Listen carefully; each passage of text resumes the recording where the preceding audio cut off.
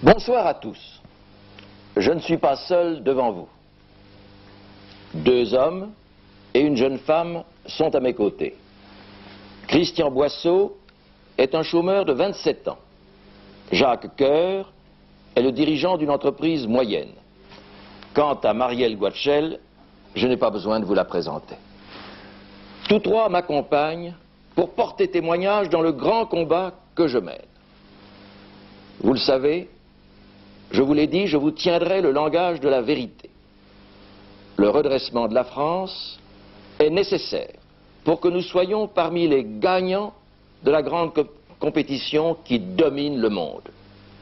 La première étape du redressement, c'est le redressement économique. Sans prospérité, votre pouvoir d'achat est atteint, votre emploi est menacé, vos rêves de logement ou de loisirs peuvent s'envoler en fumée. À la longue, c'est l'indépendance de la France qui est atteinte et son influence en Europe et dans le monde. Les malheurs aujourd'hui de la France s'appellent hausse du chômage, hausse des prix. Depuis 7 ans, plus de 100 000 entreprises ont fermé leurs portes. Le nombre des chômeurs a été multiplié par 4. Les prix ont doublé. Et vous, mesdames, ce que vous pouviez acheter en 1974 avec un billet de 50 francs, vous ne pouvez pas l'acheter aujourd'hui avec un billet de 100 francs. Voilà une faiblesse pour toute la France. C'est aussi un malheur pour vous. C'est un malheur en particulier pour les jeunes. Christian Boisseau témoigne. Je m'appelle Christian Boisseau, je suis chômeur. Je viens de Châteauroux, c'est une petite ville de 50 000 habitants située dans l'Indre. J'ai suivi des études pour être technicien en bâtiment. Au début, j'avais trouvé une situation dans une entreprise qui construisait de petits pavillons. Malheureusement, très vite, à cause de l'augmentation du taux des crédits, les gens ne peuvent plus faire construire. La conséquence, c'est que l'entreprise doit licencier du personnel, et comme j'étais un des plus jeunes, je me suis retrouvé chômeur. Depuis, je cherche un emploi. Mon univers, c'est les petites annonces et l'agence pour l'emploi. Mais dans les petites villes, les possibilités de trouver du travail ont pratiquement disparu. J'ai 27 ans, et franchement, ne rien faire quand on a 27 ans, c'est moche. Mon avenir, je ne le vois pas. Je ne peux pas faire de projet, ni dans ma vie professionnelle, ni même dans ma vie familiale. Je suis obligé de vivre au jour le jour. Voilà le résultat de plusieurs années de pilotage à vue, au jour le jour. Cette situation ne peut durer. Quand un médecin se penche sur un malade, il peut lui apporter un calmant pour apaiser sa douleur. S'il ne cherche pas la cause du mal, il ne le guérira pas. Nous avons autour de nous de nombreux médecins, et même certains charlatans. Il en est qui disent, s'il y a trop de chômeurs, c'est parce qu'il y a trop de jeunes. Attendons que le nombre de jeunes diminue et le chômage baissera. Ce raisonnement est une honte. La jeunesse est l'atout de la France. Ne la sacrifions pas. D'autres disent, pour réduire le chômage, il suffirait d'augmenter tous les revenus et de diminuer tous les impôts. Au bout de la route, il y a une nouvelle augmentation des prix, une nouvelle hausse du chômage. D'autres encore vous disent, il faut créer des dizaines de milliers d'emplois dans la fonction publique et décréter une réduction générale du temps de travail. Au bout de la route, il y a des dizaines, des centaines de faillites d'entreprises et des milliers de travailleurs qui vont grossir le nombre des chômeurs. Il faut être sérieux et chercher la cause, c'est-à-dire la racine profonde du mal, la racine profonde de la hausse excessive des prix. et du chômage excessif. La vérité, la voici. Il faut d'abord une politique raisonnable des rémunérations. La course accélérée entre les prix et les salaires conduit toujours à faire des salariés des victimes.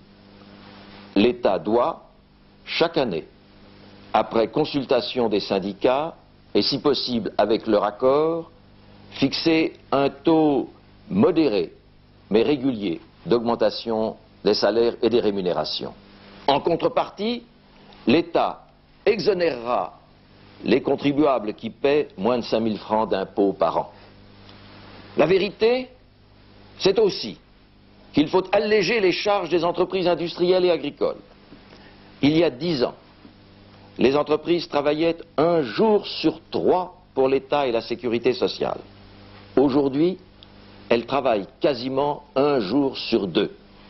C'est dans la compétition mettre des fers aux pieds à notre économie. C'est comme si l'on disait à Marielle, dans une compétition, prenez de vieux skis en bois et laissez de côté les skis en fibre de verre. Non. La vérité est également dans un effort d'économie. L'État vit actuellement au-dessus des moyens de la France. Augmentation raisonnable des rémunérations, allègement des charges, économie.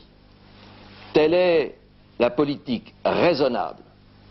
La politique raisonnable qui doit donner des chances de gagner dans la compétition, des chances de gagner à la France et des chances de gagner pour vous.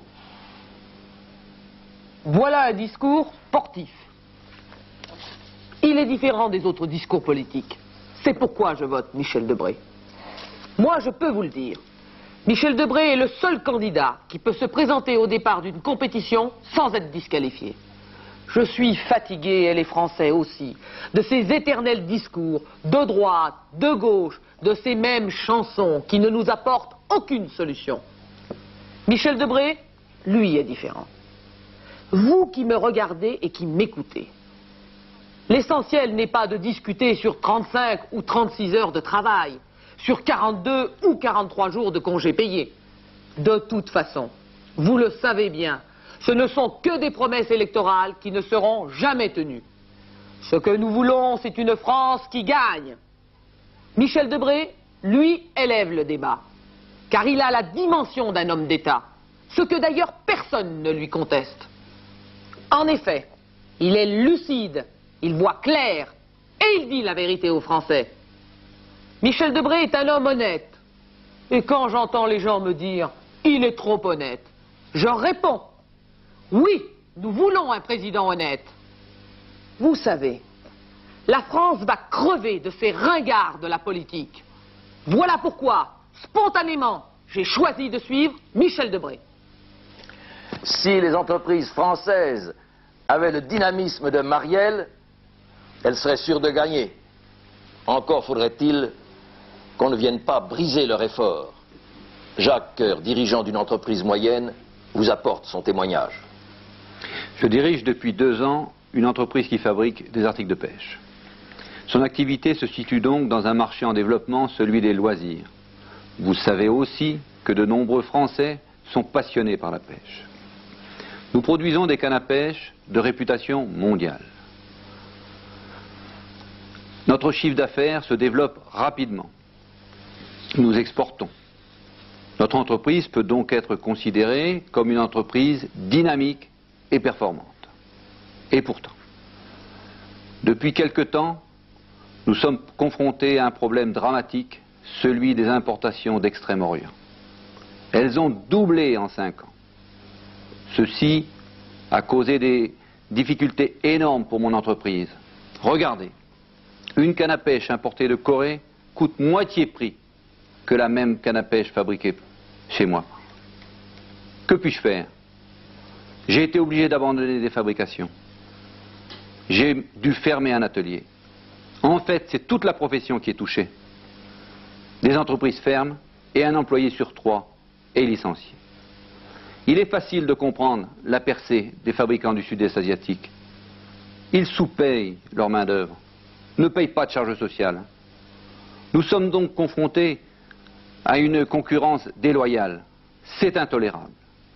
En fait, si aucun remède n'est apporté, c'est l'avenir de mon entreprise et celui de ma profession qui est menacé. Voilà où nous conduit, dans cette profession et dans d'autres, le laisser-faire. Cette entreprise fabrique de bons produits et pourtant, elle peut être condamnée à licencier. Il faut savoir la protéger. Oh, tout de suite on nous dit, mais pour vendre à l'étranger, il faut acheter à l'étranger, donc laisser nos frontières ouvertes. Cette argumentation est simpliste. Le Japon exporte, il exporte même beaucoup. Or, le marché japonais est protégé, super protégé. Les Américains exportent beaucoup. Le marché américain est protégé dans certains secteurs, super protégé. L'Allemagne exporte beaucoup, elle aussi. Et à l'intérieur du marché commun, elle sait protéger certains de ses produits. Oh, il ne s'agit pas de revenir à une protection nationale aveugle et généralisée. Il s'agit de protéger nos secteurs menacés, des textiles à l'électronique en passant par l'automobile et sans oublier l'agriculture. Il s'agit aussi de négocier en position de force. Nous avons tous été humiliés quand il y a quelques mois, les ministres européens, français y compris, sont allés en chemise et pieds nus demander au Japon de réduire ses ventes.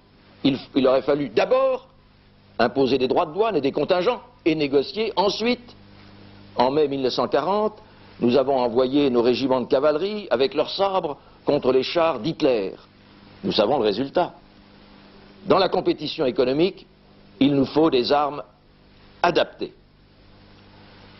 Nous avons créé le marché commun pour établir une zone de saine concurrence à l'intérieur de l'Europe, et non pas pour faire de l'Europe une passoire.